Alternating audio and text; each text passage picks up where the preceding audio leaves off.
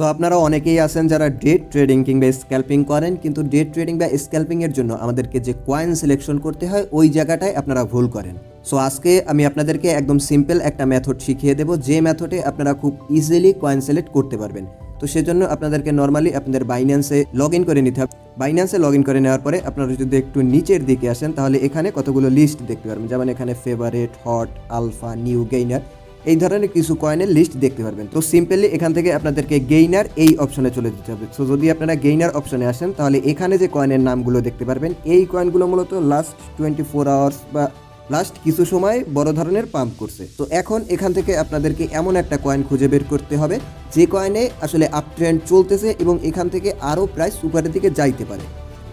So প্রথম দিকে আপনারা কতগুলো কয়েন দেখবেন যে কয়েনগুলো আসলে অনেক বেশি পরিমাণে পাম্প করে ফেলছে, ওই কয়েনগুলো আপনারা একটু অ্যাভয়েড করার ট্রাই করবেন, কারণ ওই কয়েনগুলো অলরেডি অনেক পরিমাণে পাম্প করে ফেলছে, ওখান থেকে আর ফার্দার পাম্প করার সম্ভাবনা একটু কম।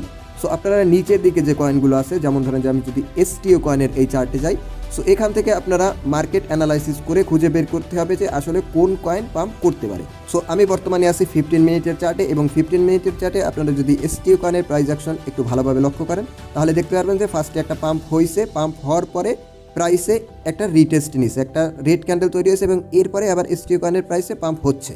সো আপনারা যদি রিটেস্টে বাই করতেন এবং উপরের দিকে এই যে রেজিস্ট্যান্স আছে, এই রেজিস্ট্যান্সে যদি আপনারা সেল করতেন, সেল করে প্রফিট বুক করতেন, তাহলে এখান থেকে আশা করা যায় যে এই একটা ক্যান্ডেলেই হয়তো আপনাদের টিপি হিট হয়ে যেত।